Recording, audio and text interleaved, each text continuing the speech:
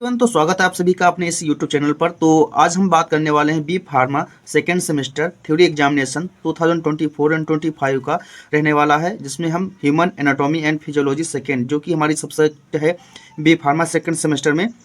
तो इसके जो टोटल 2024 एंड 25 का जो PYQ रहने वाला है AKTU यूनिवर्सिटी के अनुसार, तो उसको आज हम सॉल्व करने वाले हैं। तो क्लास हम बता दें कि इस वीडियो में हम रैपिड रिवीजन करने वाले हैं, जिसमें आपको 15 से 20 मिनट में ही आपका पूरा जो पेपर होगा उसको सॉल्व किया जाएगा।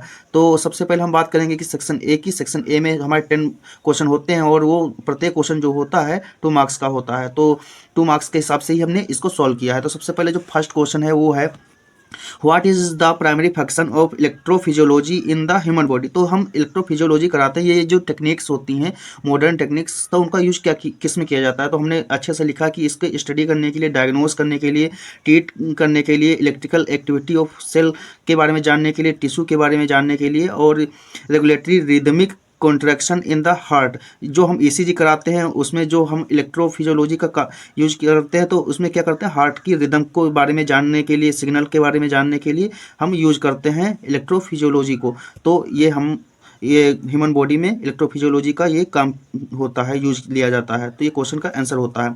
ऐसे नेक्स्ट क्वेश्चन है क्लास सेकेंड है, what the main difference between afferent and efferent nerve tracks in term of the direction of signal transmission. तो इसको हमने अच्छे से इसको सॉल्व किया है, तो आप इसको देख सकते होंगे, जिसमें कि जैसे है कि ये they carry sensory information input from the body to the brain. तो ये क्या कहती है, सेंसरी इन्फॉर्मेशन को, इनपुट को ले जाती है कहाँ, बॉडी से कहाँ ले जाती है, ब्रेन तक। और ये इसमें क्या होता है, एफरेंट एंड नर्व ट्रैक्स क्या होती हैं, they carry motor commands from the brain to the peripheral tissue. तो क्या होती है, जैसे कुछ हमें चोट लगी, हाथ में कहीं चोट पर लगा, तो क्या होगा कि वहाँ से जो सेंसरी जो इन्फॉर्मेशन होगी वो ब्रेन तक लेकर जाएगी, तो क्या होगी, अफरेंट नर्व ट्रैक्स। और जब वहाँ से ब्रेन से कोई सिग्नल लेकर आएगा कि यहाँ पर दर्द करना, पेन होना है, तो क्या होगा, वो मोटर न्यूरॉन्स बोलते हैं, तो वो होगी इफरेंट नर्व ट्रैक्स। तो इसके बारे में दिया गया है, आप इसको अच्छे से देख लेंगे और अपने नोटबुक में भी नोट डाउन कर लेना। तो ऐसे ही जो हमारा सेक्शन ए का जो थर्ड क्वेश्चन है, what is the role of creatine phosphate in the body. तो हम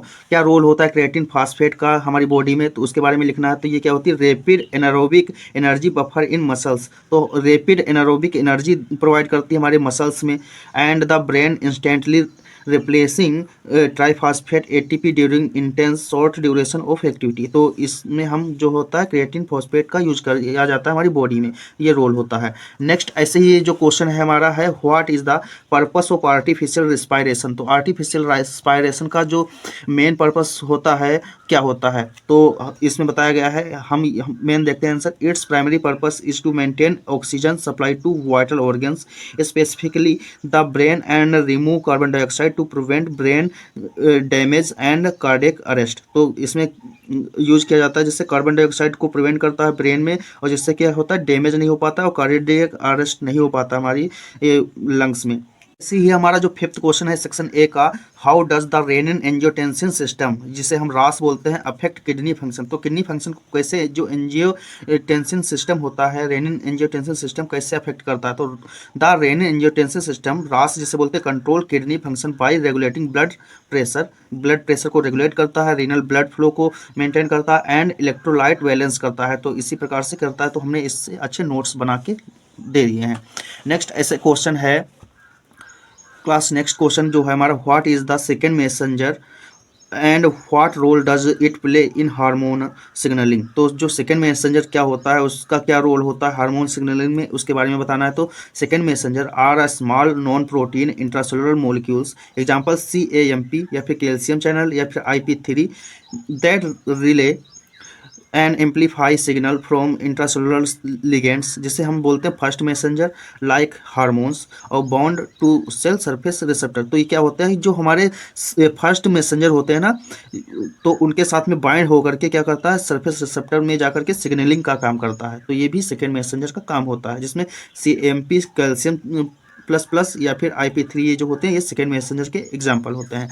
ऐसे नेक्स्ट जो हमारा क्वेश्चन होने वाला है, how does myasthenia gravis relate to the thymus. तो थाइमस ग्लैंड जो होती है हमारी, उसमें कैसे रिलेट करती है मास्थेनिया ग्रेविस। तो myasthenia gravis is closely linked to the thymus gland which often act as the source of the autoimmune response by producing acetylcholine receptor antibodies. तो ये हमारा क्वेश्चन यहाँ पर होता है। ऐसे ही जो हमारा नेक्स्ट क्वेश्चन वाला है, how does the parasympathetic nervous system influence acid production in the stomach. तो हमारा जो एसिड प्रोडक्शन होता है स्टमक में, कैसे रेगुलेट करता है पैरासिम्पैथेटिक नर्वस सिस्टम के द्वारा, कैसे इन्फ्लुएंस, हम कैसे जोड़ सकते हैं कि इसमें योगदान होता है पैरासिम्पैथेटिक नर्वस सिस्टम का, तो इसमें बताना होता है। तो इसको हमने अच्छे से दे दिया है, इसको आप नोट डाउन कर लेना। ऐसे ही नेक्स्ट क्वेश्चन है class, what is the difference between lungs volume and lungs capacity के बारे में। तो lungs volume and lungs capacity के बारे में हमने अच्छे से बताया है कि जो लंग्स वॉल्यूम होती है वो ऐसी वॉल्यूम होती है जिसमें हम एयर ब्रीथ किया जाता है इंडिविजुअल यानी कि किसी पर्सन के द्वारा, और जो लंग्स कैपेसिटी होती है ये एक मात्रक होता है जिससे हम ये लंग्स की वॉल्यूम को ये मेजर आउट करते हैं। तो इसके बारे में अच्छे से दिया गया है, आप इसको नोट डाउन कर लेना। ऐसे ही जो हमारा लास्ट क्वेश्चन होने वाला है सेक्शन ए का, what is the main function of the pituitary gland. तो पिट्यूटरी ग्लैंड क्या होती है, जिसे हम मास्टर ग्लैंड बोलते हैं, जो कि सारी जो ग्लैंड होती है उनको रेगुलेट करने का काम करते हैं। Act as the primary conductor of the endocrine system by releasing hormones that regulate. क्या रेगुलेट करती है, ग्रोथ को, मेटाबॉलिज्म का, रिप्रोडक्शन और स्ट्रेस रिस्पॉन्स को रेगुलेट करती है।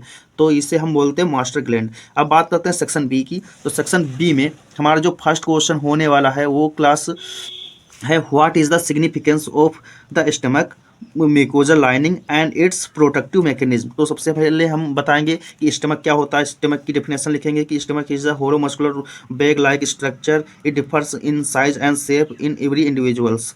देन बाद में हम क्या करेंगे, उसका कुछ स्ट्रक्चर बनाएंगे। तो हम थोड़ा स्ट्रक्चर बनाएंगे उसकी एनाटॉमी के बारे में। तो सबसे ऊपर वाला जो पार्ट होता है फंडस होता है, फिर सबसे बड़ा जो पार्ट होता है बॉडी होता है, फिर ये पाइलोरिक एट्रम होती है, देन यहाँ पर डियोडेनम होती है जो कि छोटी आंत से होता है, और यहाँ पर जो होता है फंडस, और ये बॉडी वाला जो पार्ट होता है एसोफेगस से जुड़ा होता है। एसोफेगस जो होती है हमारी माउथ से जुड़ा होता है।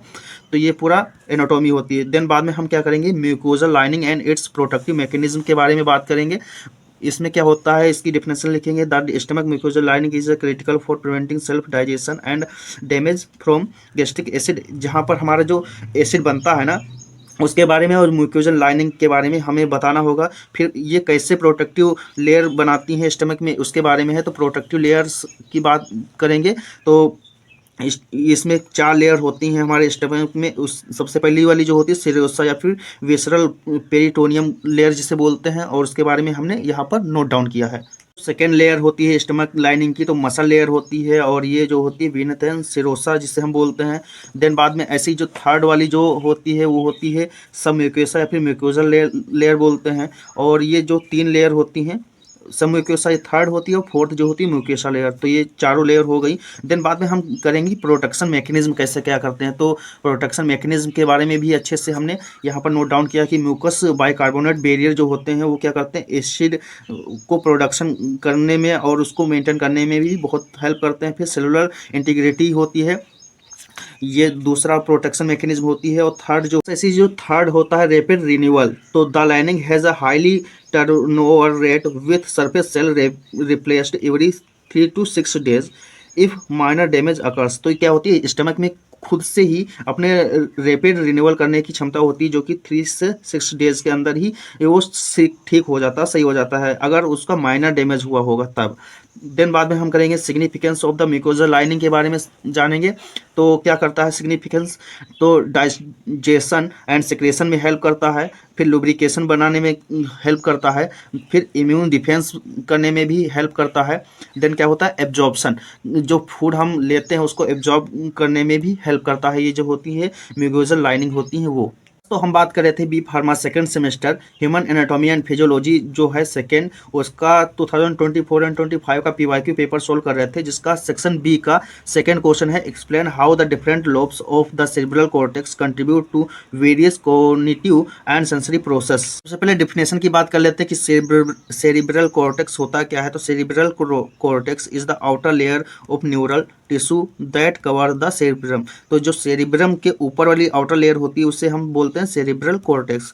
तो आप ये यहाँ पर एनाटॉमी देख सकते हैं, और साथ में स्ट्रक्चर भी हमने बनाया है कि ये जो होती है यहाँ पर अंदर ब्रेन होता है, सेरिब्रम होता है, और ऊपर जो होती है आउटर वाली लेयर होती है जिसे हम सेरिब्रल कॉर्टेक्स बोलते हैं। देन उसके बाद में हम बात करते हैं कि फंक्शन की, तो किन किन चीज़ों में यूज होता है, जैसे टू डिटरमाइन द इंटेलिजेंस। तो जो सेरिब्रल कॉर्टेक्स होता है ना, वो इंटेलिजेंस को डिटरमाइन करता है, मोटर फंक्शन को और पर्सनालिटी ट्रेट्स को, एंड प्लान एंड ऑर्गेनाइजेशन को, then feel and touch sensation को भी ये करने में हेल्प करता है। तो सेरिब्रल कॉर्टेक्स का ये वर्क होता है। क्लास अब बात करते हैं different types of lobe of cerebral cortex के। तो जो मोस्टली जो होते हैं 4 लोब्स होते हैं। सबसे पहला जो ऊपर वाला होता है फ्रंटल लोब होता है, फिर पैराइटल लोब होता है, फिर नीचे वाला जो होता है ओसिपिटल लोब होता है, एंड जो मिड ब्रेन में होता है उसे हम टेम्पोरल लोब बोलते हैं। उसको बारी बारी से देखने वाले हैं। दो हमने बात कर ली है कि ये चारों लोब्स के बारे में। तो सबसे पहले हम बात करते हैं कि जो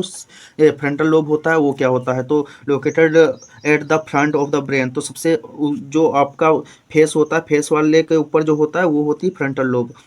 तो इसको आप अच्छे से नोट डाउन कर लेना। फ्रंटल लोब हमने डिफाइन किया, फिर बाद में उसके फंक्शन के बारे में दिया गया है कि ये क्या मैनेज करता है, planning and decision making, problem solving and emotional regulation via the prefrontal cortex. Class जो सेकंड है हमारा पैराइटल लोब है, जो कि सेंसरी इंटीग्रेशन एंड स्पेस का काम करता है, उसके बारे में हमने लिखा है। और इसके जो कुछ फंक्शंस हैं जैसे सोमेटोसेंसरी प्रोसेसिंग, स्पाइशियल अवेयरनेस के बारे में, नेविगेशन एंड माथ के बारे में ये वर्क करता है। देन जो हमारा जो थर्ड है टेम्पेरल लोब, जो कि ऑडिटरी प्रोसेसिंग एंड मेमोरी का काम करता है।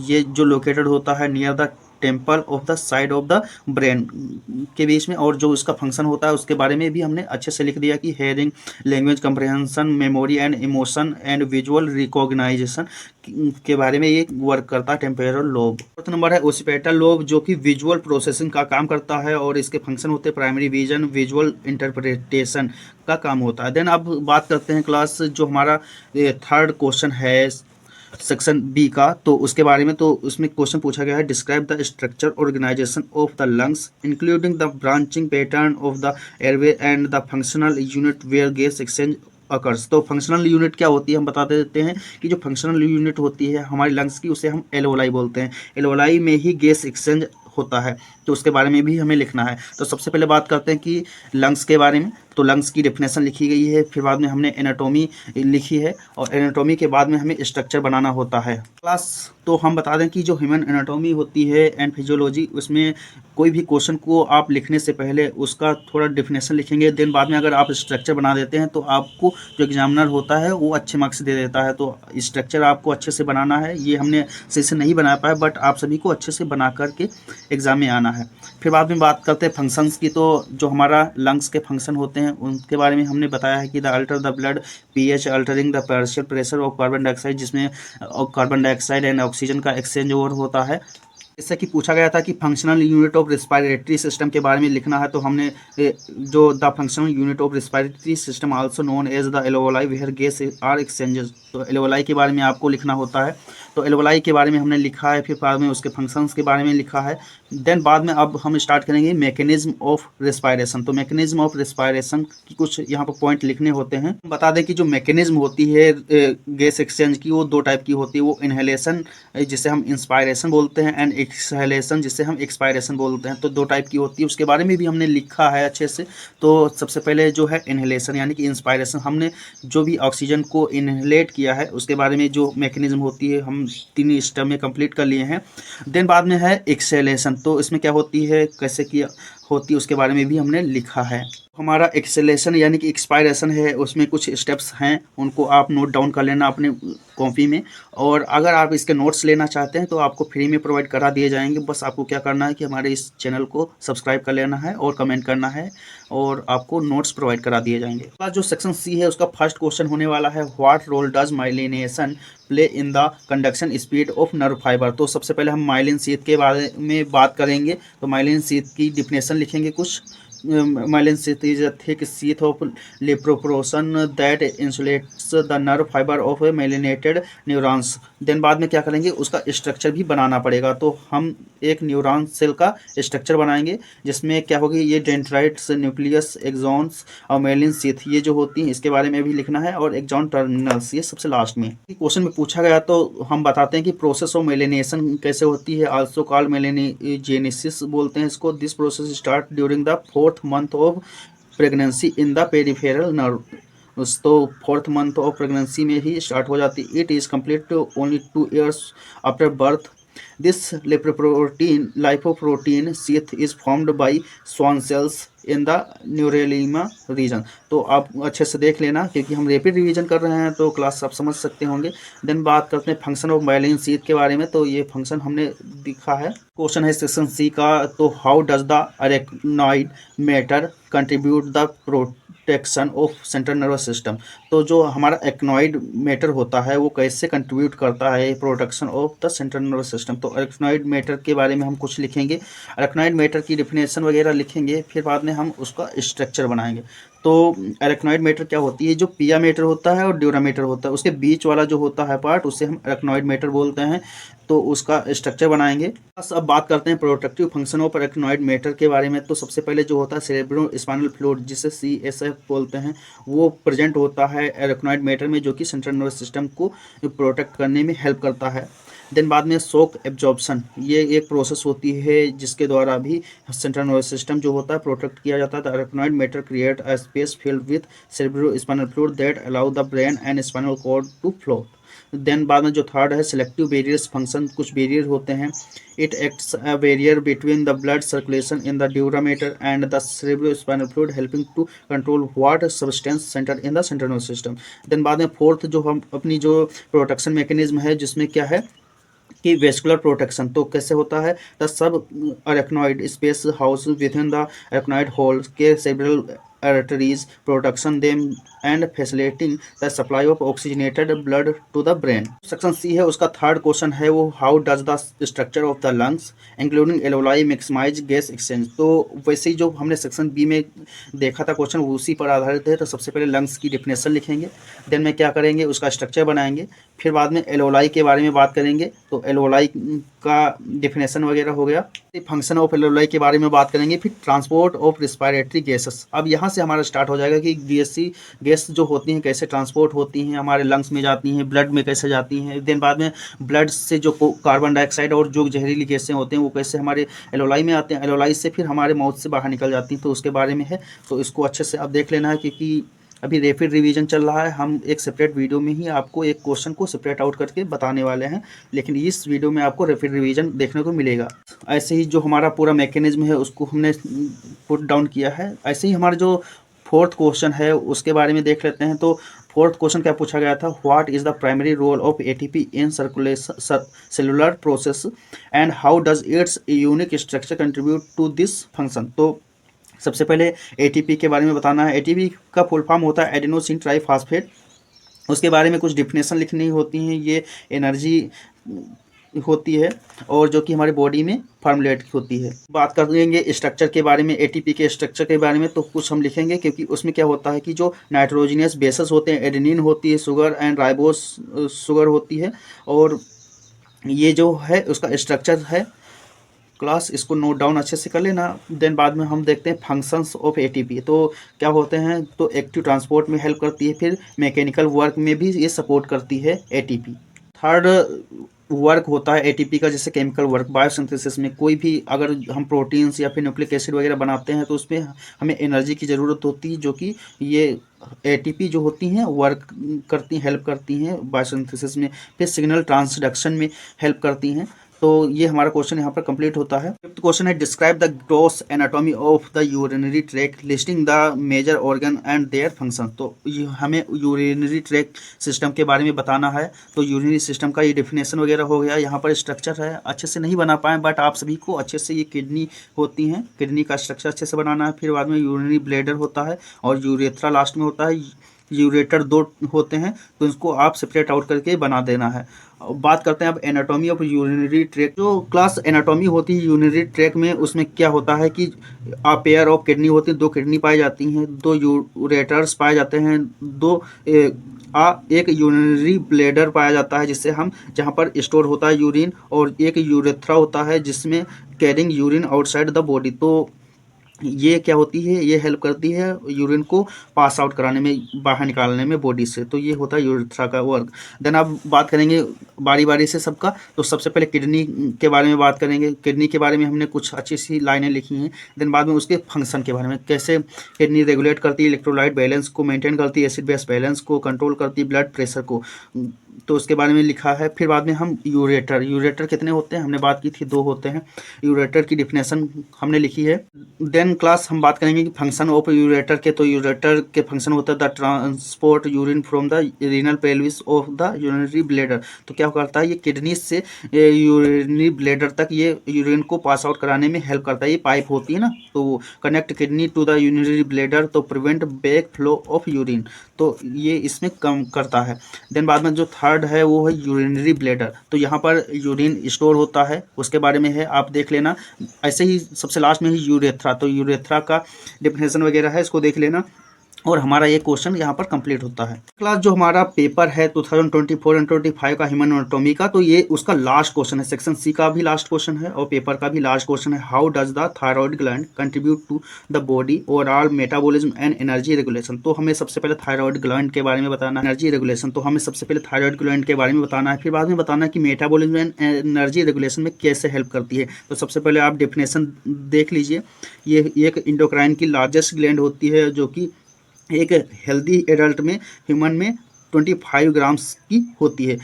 देन बाद में उसका स्ट्रक्चर के बारे में भी बात कर लेते हैं। तो हमारी जो गर्दन होती है वहाँ पर पाई जाती है, और उसमें क्या होती है, एक थायराइड ग्लैंड होती हैं और साथ में पैराथायराइड ग्लैंड भी होती हैं। तो ये जो 4 दिखी हैं आपको, ये पैराथायराइड ग्लैंड होती हैं, और थायराइड ये होती है, इस्थमस वाला पार्ट होता है बीच का, और ये थायराइड कार्टिलेज होता है एक। तो ये स्ट्रक्चर हो गया।